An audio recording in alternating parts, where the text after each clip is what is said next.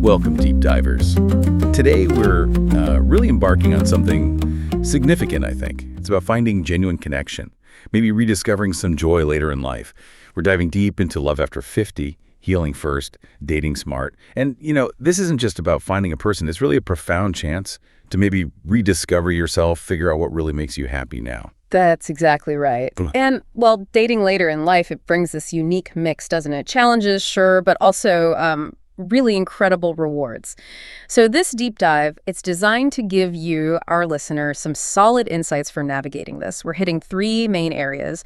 First, making sure you're actually emotionally ready. Second, how to balance all those life demands you already have. And third, stepping into that modern dating world with, let's say, clarity and keeping your heart safe. And I promise you, by the end of this, you'll have more than just understanding. You'll walk away with, specific, actionable tools. And some really insightful questions, too. These aren't just fluff. They come from, a lot of research. They're really designed to empower you to date smartly, confidently, and maybe most importantly, to protect your emotional well-being. Okay, so let's unpack this first really crucial step. Why pausing, really pausing to process past relationships is so essential before you even think about starting something new. Our sources are super clear on this. It's not just a nice idea. It's the fundamental first step for building healthy, lasting relationships going forward. Why is this reflection period so non-negotiable, especially after 50? It's absolutely critical because, what we see is that many people, particularly after maybe a big loss or a divorce later on, they kind of rush in, trying to fill a void, maybe avoid feeling lonely. But here's the thing, the research, like longitudinal studies, therapist insights, it all points the same way. The depth of that healing period, how intentional you are about it, that directly links to how healthy and long-lasting the next relationship is. If you skip it, you're probably just dragging unresolved stuff, trauma, old habits, maybe unrealistic expectations right into the new relationship.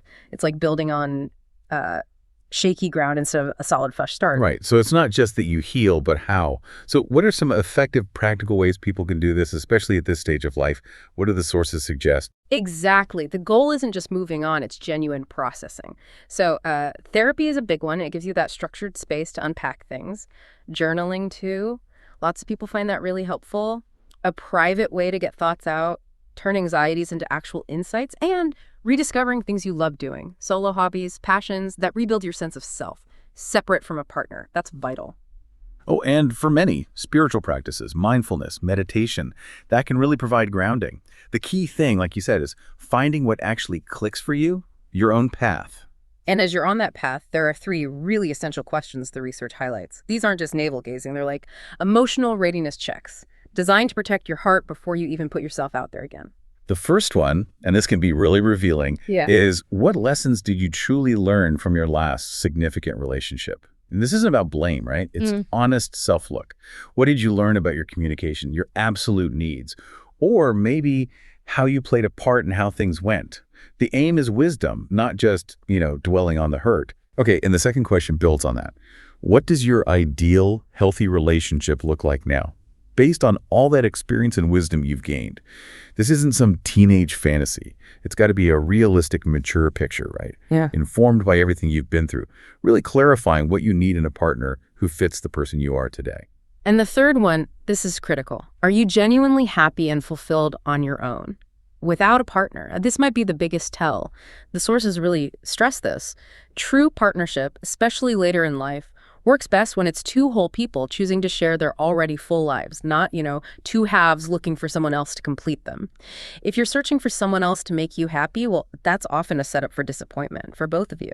Yeah, that really puts the focus on doing your own inner work first. And, once that foundation feels more solid and you kind of have a clearer picture of your own life, the next step is actually, entering the dating world again. And wow, for a lot of us, that world looks totally different than the last time we were in it, doesn't it? This is where it gets really interesting. Because dating over 50, it's not just round 2 of your 20s.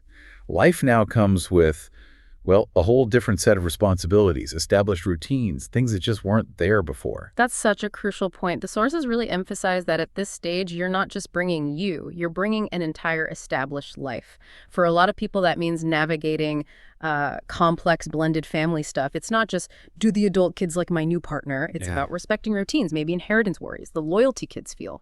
It's complex. Research often points to taking it slow, like sequential introduction. Make sure the partner's right for you first, then introduce them, low pressure, let things develop naturally. Needs a lot of patience, empathy. And it's not just family, right? There's a whole juggling act, balancing careers, maybe still growing personally, friendships, and then finding the energy for dating itself.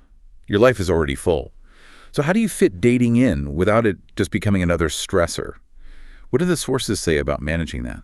This is exactly where healthy boundaries become, well, not just nice to have, but absolutely essential.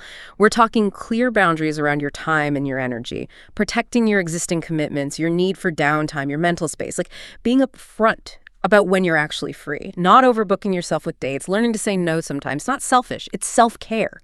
Making sure this new thing adds to your life, doesn't just drain it. That makes total sense. Okay, so solid foundation, clearer boundaries. Now let's talk about actually finding people. The modern dating scene. For many over 50, dating apps are just a reality. They offer that wide reach, convenience, connecting you with people you'd probably never meet otherwise. But yeah, they definitely come with challenges too, don't they? Feeling overwhelmed, people not being who they say they are, that feeling of being constantly judged. It can be a lot. Oh, absolutely. And this leads us right into something incredibly important for dating today: protecting yourself. When you're using these apps or meeting people online in any way, you have to be really aware of some major red flags, like watch out for scams, people who build trust fast, maybe seem amazing, then suddenly need money for an emergency or a can't-miss investment. Then there's love bombing. This one's tricky. It's not just being really into you. It's that overwhelming, almost suffocating flood of affection, constant attention, talking about your future together immediately, maybe big gestures. It feels amazing at first, but it's often a manipulation tactic designed to hook you fast before you see the real person. Wow. Yeah, I can see how that would be incredibly effective, especially if you're feeling a bit lonely or vulnerable. What else? What other red flags? Another big one is catfishing. Someone creating a totally fake online persona, fake pictures, fake life story. They can be surprisingly convincing. And finally, recognizing emotional unavailability. This isn't always malicious. Sometimes it's just how someone is, maybe due to past hurts. But it looks like someone who talks a good game, seems interested, but always dodges people, talks about feelings, commitment, the future. They're maybe always busy, deflect personal questions. You get this connection that feels, well, shallow. It never really deepened. That's a huge frustration point we see in the research for older daters. These are seriously important warnings. So, okay, practically speaking, how do you protect yourself? Emotionally, financially, when you're meeting people this way, the sources give us 3 really key action steps. First, never ever share sensitive personal or financial info early on. No bank details, no home address, not even specifics about where you work, not with someone you just met online. That stuff is earned over time in person. Second, always, always meet in public for those first few dates. And tell someone. Let a friend or family member know your plans, where you're going, who you're meeting, roughly when you'll check in. It's basic safety. Provides peace of mind. And third, and this is maybe the most powerful tool you have, trust your gut. That little feeling.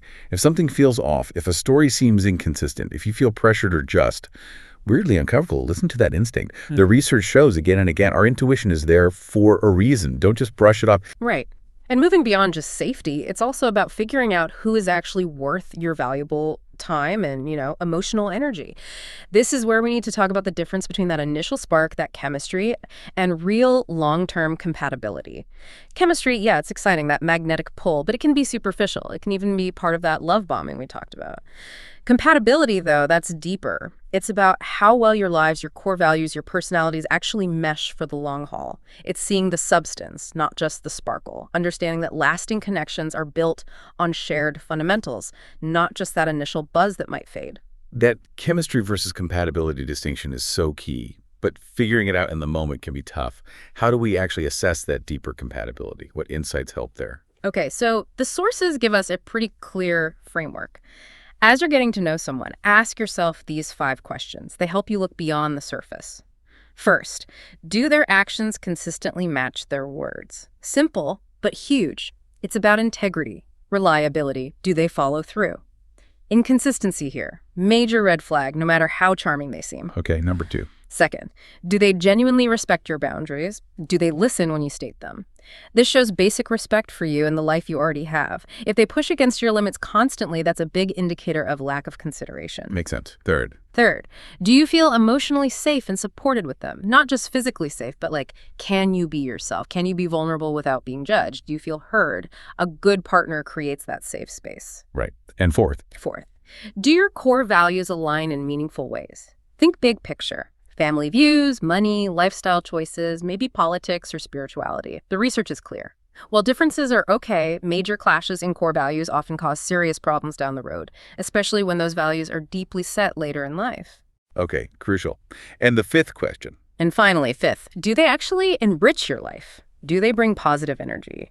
Or do they tend to bring drama, stress, complication? A healthy partner should uplift you, add to your well-being, not drain you or create constant chaos.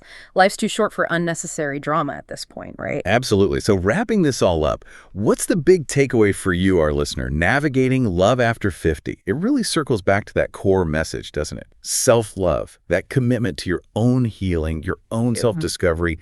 That's the bedrock. That's the foundation for any healthy, truly fulfilling relationship you build from here on out. You are the starting point. Exactly. Don't see dating after 50 as this like intimidating chore or some desperate hunt. See it as a vibrant, really rich opportunity, a chance for profound self-discovery, a chance to build something rooted in who you authentically are now, based on wisdom, based on mutual respect, a relationship that truly complements the amazing whole person you already are. So what stands out to you from today's deep dive? Maybe think about which green flags, those positive signs you'll prioritize going forward. And perhaps just consider for a moment what kind of partner you are actively being for someone else, now that you've hopefully done some of this really valuable inner work.